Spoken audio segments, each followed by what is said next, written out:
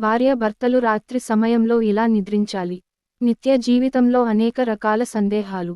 మంచం గోడకు తాకకుండా 4 వైపులా కూడా కొంత ఖాళీ ఉంచాలి. మంచం కుడివైపున భర్త మరియు ధర్మ వైపుకు భార్య పడుకోవాలి.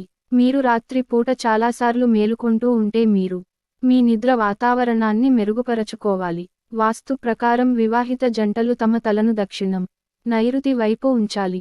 దానధర్మాలు చేయకపోయినా దక్షిణ వైపు తలపెట్టి నిద్రించాలి అంటారు మన పెద్దలు. పడుకునేటప్పుడు ఉత్తరం వైపు తలపెట్టకూడదని పెద్దలు సూచిస్తున్నారు.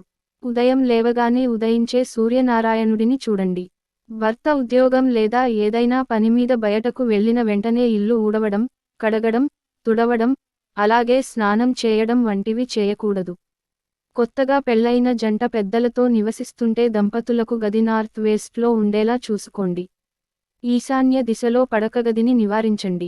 సంతానం పొందాలనుకునే దంపతులు ఆగ్నేయ ముఖంగా ఉన్న గదిలో నిద్రించవచ్చు.